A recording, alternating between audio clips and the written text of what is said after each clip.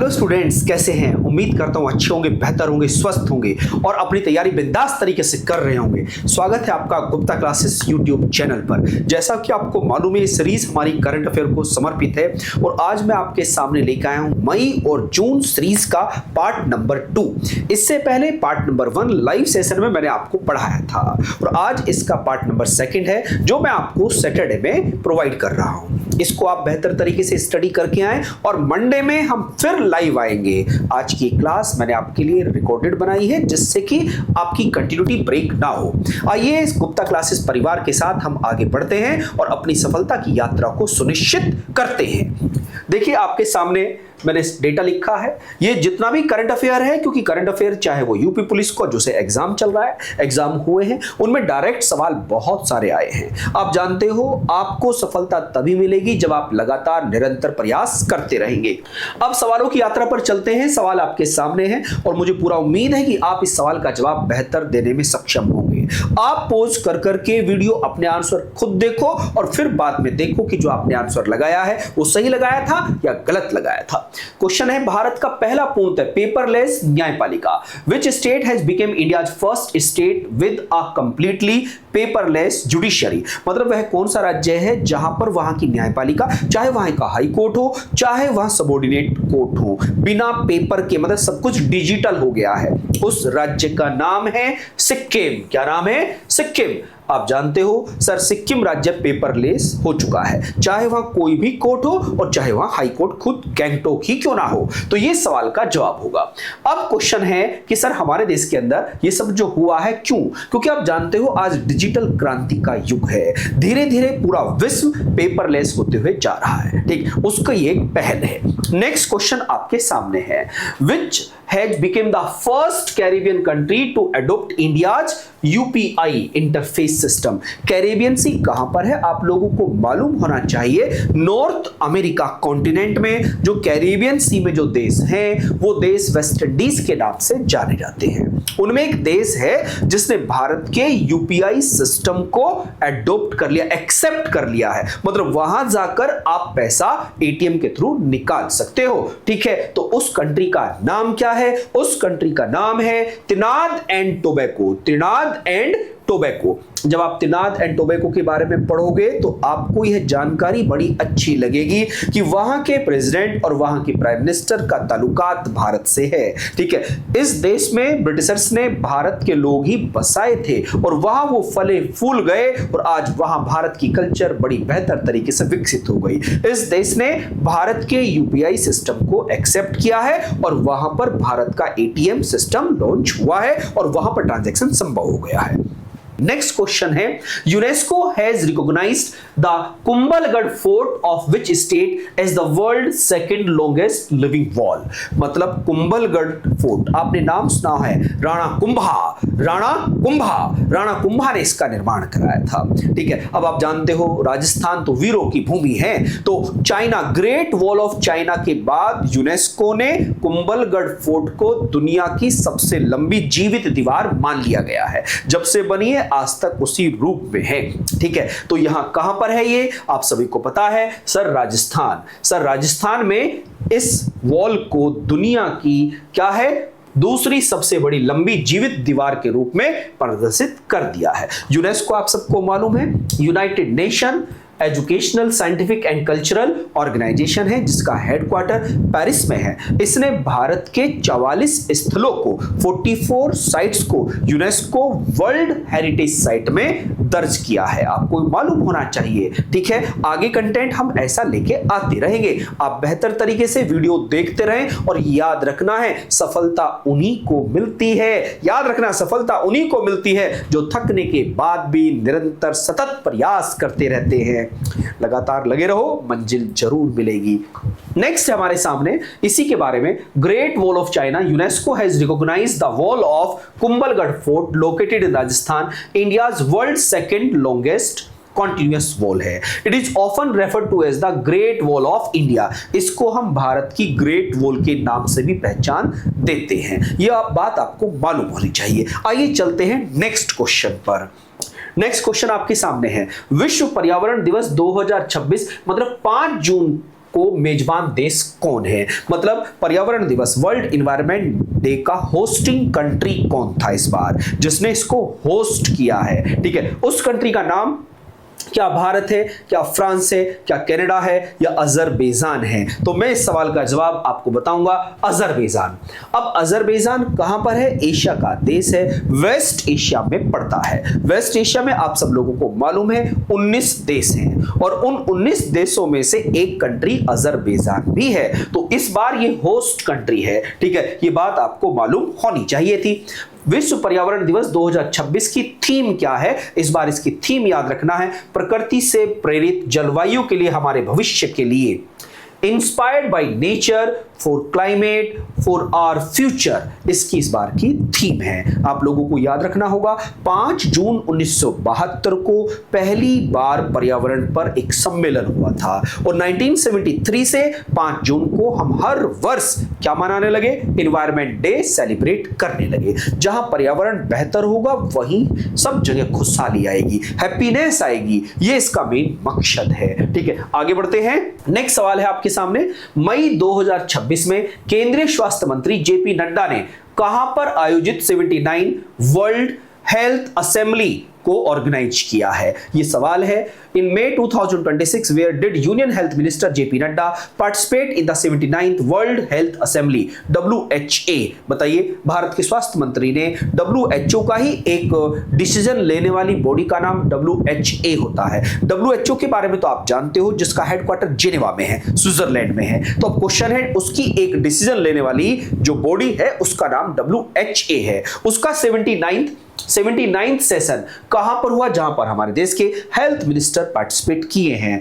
क्या जेनेवा में, क्या पेरिस में, क्या न्यूयॉर्क में, या नई दिल्ली में। तो इस सवाल का जवाब क्या आएगा, very good, well done, Geneva Switzerland, Geneva Switzerland में ये हुआ है। अब क्वेश्चन ये है कि सर इसके बारे में जो हमने बताया था वो आपको पता होना चाहिए, चाहे WHO हो, WTO हो, जहां पर W स्टार्टिंग में हो, O अंत में हो, उसका हेडक्वार्टर मोस्टली जेनेवा होता है, मोस्टली जेनेवा होता है। जैसे अगर मैं उस क्वेश्चन में आपको बताऊं, जैसे WHO आपने देखा, यहां पर WTO देखो, यही MO वर्ल्ड मेट्रोलॉजिकल ऑर्गेनाइजेशन, यहीं पर WIPO World Intellectual Property Organization. ठीक है, तो इन सब का हेडक्वार्टर, क्योंकि अंत देखो ओ पर हो रहा है और स्टार्टिंग किससे हो रही है, W से, वर्ल्ड से स्टार्ट, ऑर्गेनाइजेशन पर खत्म, तो इन मोस्टली इनकी हेडक्वार्टर की बात करूं तो जेनेवा में होता है। ये बात आप लोगों को याद रखनी होगी। आगे बढ़ते हैं।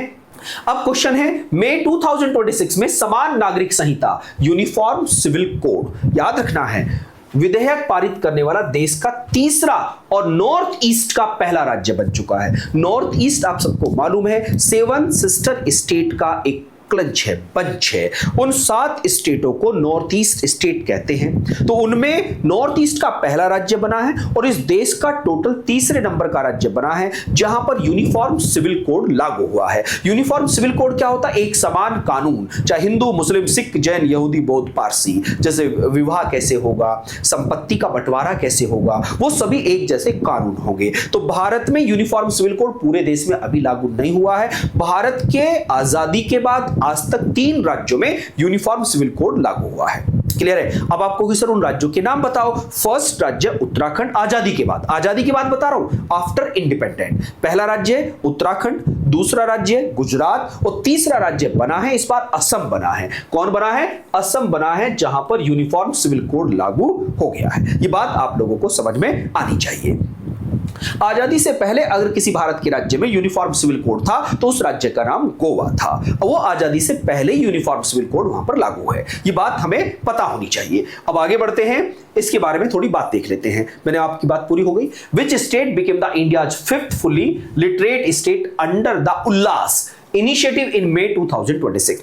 मई 2026 में उल्लास पहल के तहत भारत का 5वां पूर्ण साक्षर राज्य कौन बन गया है। मतलब 100% लिटरेट स्टेट का दर्जा उल्लास योजना के तहत भारत में 5th नंबर का स्टेट कौन बना है। क्वेश्चन ये है, क्या तेलंगाना, क्या मिजोरम, क्या सिक्किम, क्या आंध्र प्रदेश। तो सवाल का जवाब दीजिएगा मेरे सभी योद्धा। बहुत बहुत बढ़िया जवाब दे रहे हैं आप। तो इस राज्य का नाम क्या है सर, सिक्किम है। क्या नाम है, सिक्किम है। बहुत बेहतर तरीके से आप पढ़ते रहे। अगर इस क्लास से आपको लाभ मिल रहा है तो लाइक भी आप प्रेस कर सकते हैं। सकते हैं और अच्छे अच्छे सुझाव मुझे दे सकते हैं, और अच्छा लगे तो शेयर भी कर सकते हैं, क्योंकि गुप्ता क्लासेस एक परिवार है और यहाँ पर करंट अफेयर इस तरीके से आपको मिलेगी जिससे कि आपको बेहतर तरीके से परीक्षा में परिणाम आपको अच्छा मिले। लगातार पढ़ते रहें। मंडे या ट्यूसडे में हम वापस लाइव आएंगे और आज की क्लास आपके रिवीजन के तौर पर मैंने ये अपलोड की है, प्लीज इसको देखिएगा जरूर। अब इस सवाल का जवाब देखिएगा। उल्लास की फुल फॉर्म क्या है? Understanding life long learning for all the society in society. Ullas is a flagship Nav Bharat literacy programme launch by prime minister, ministry of education, government of India. Dharmendra Pradhan ji education minister हैं। It align with the national education policy NEP 2020 aiming to educate all adults age 15 year और above who for any reason were deprived for formal schooling. किसी भी कारणवश जिनका formal schooling है रुक गया था, उन लोगों को वापस साक्षर बनाने के लिए इस प्रोग्राम की शुरुआत हुई है। ठीक है, कौन सा स्टेट? पहला स्टेट जो पूर्ण साक्षर बना था मिजोरम बना, दूसरा गोवा, तीसरा त्रिपुरा, चौथा हिमाचल प्रदेश और पांचवा अभी कौन बना है? सिक्किम, जो नॉर्थ ईस्ट का थर्ड स्टेट है। इन पांचों स्टेट को आप लिख लेना। 100% साक्षरता का दर्जा उल्लास योजना के तहत इसने प्राप्त किया है। ठीक है, आगे बढ़िएगा। नेक्स्ट है आपके सामने, which country has launched a naval operation named Project Freedom to safely evacuate merchant vessel detained by the Iran in the Strait of Hormuz। Strait of Hormuz के रास्ते से जो भी पानी के जहाज निकल रहे हैं उनको वह देश सुरक्षित निकालने का प्रयास कर रहा है। ठीक है, और उस एक ऑपरेशन का नाम क्या रखा गया है? ऑपरेशन का नाम है प्रोजेक्ट फ्रीडम। Project freedom. तो प्रोजेक्ट फ्रीडम किस देश ने लागू किया है? स्ट्रेट ऑफ हॉर्मुज से अपने जहाजों को सफलतापूर्वक निकालने के लिए। तो उस देश का नाम तो आप जानते हैं, उस देश का नाम तो यूएसए ही होगा, क्योंकि रायता तो यूएसए ने ही फैलाया है, तो समेटेगा भी वही भविष्य में। क्योंकि दुनिया में एक ऐसा देश जो पैसे के लिए ललायित है, कैपिटलिस्टिक इकोनॉमी रखता है, दुनिया में सारे विश्व युद्ध में, दोनों विश्व युद्ध में पार्टिसिपेट किया है और हत्यारा भी है। जापान में हिरोशिमा और नागासाकी पर परमाणु बम डाल के उसने अपनी मानसिकता पहले ही दुनिया के सामने रख दी है। ठीक है, तो उस देश का नाम क्या है? सर यूएसए है। सर यूएसए है क्योंकि वहां के प्राइम मिनिस्टर कुछ अलग ही प्रकार के हैं। ठीक है, आगे देखिएगा। अब where is the 59th annual meeting of the Asian Development Bank scheduled to be held in May 2026, जो 2026 में संपन्न हुई है।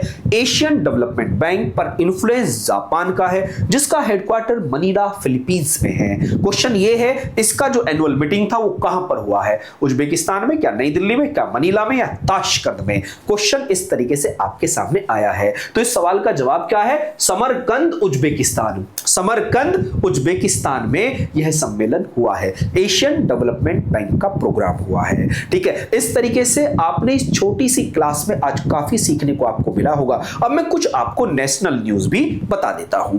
कुछ नेशनल न्यूज के साथ मैं आपको बताता हूं राष्ट्र की खबरें।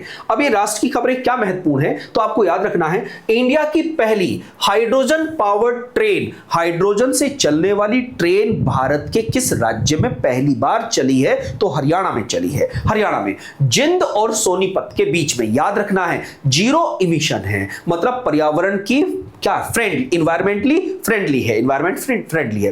क्लीन एनर्जी पर चलेगी। क्लीन एनर्जी किसे कहते हैं? जिसके जलने से पर्यावरण में पोल्यूशन ना हो। यहीं पर इंडिजीनियस इनोवेशन है, यह भारत का घरेलू इनोवेशन है, नवनिर्माण है। ठीक है, अब ये सवाल आपसे पूछे तो आप इस सवाल का जवाब दीजिएगा।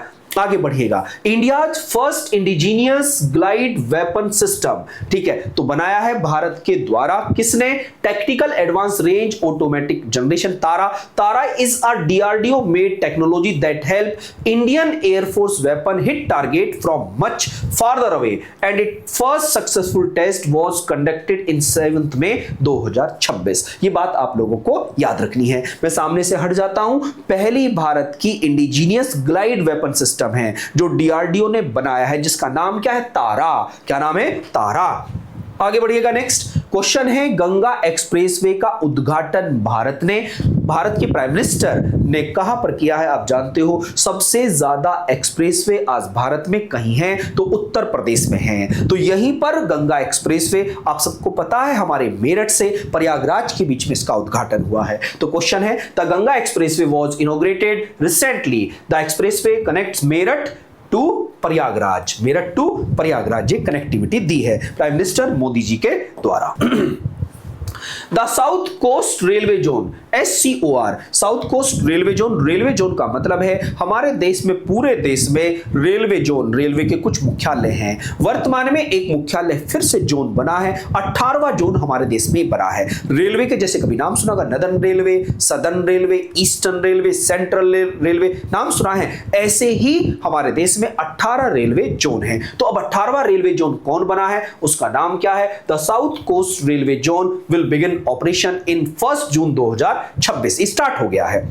It will have its headquarter at Visakhapatnam, Andhra Pradesh. ये भारत का 18वां रेलवे जोन बना है, ये बात आप लोगों को याद रखना है। The new railway zone will be headquarter in Visakhapatnam, ये बात हमें पता होना चाहिए। इसका नाम क्या होगा? South coast railway zone, South coast railway zone, ये बात आपको ध्यान रखनी है। India first space tech unicorn, कहने का मतलब क्या है? भारत की एक ऐसी कंपनी जो कहां स्पेस के लिए काम करेगी। जैसे वर्ल्ड में आपने नाम सुना होगा स्पेस एक्स, एलन मस्क की कंपनी है, ऐसे ही भारत के एक व्यक्ति ने इनिशिएटिव लिया है, ठीक है। वो भारत के लिए क्या कर रहा है? स्पेस टेक यूनिकॉर्न बना। यूनिकॉर्न क्या होता है? जिसका वैल्यूएशन $1 बिलियन से ऊपर हो जाता है, उसको आप यूनिकॉर्न कंपनी के तौर पर देखते हो, ठीक। यहां पर सवाल है, स्काई रूट एरोस्पेस इसका नाम है, based in Hyderabad, became India's first space tech unicorn. बस इतनी बात याद रखनी है, ठीक है। आगे बढ़ते हैं।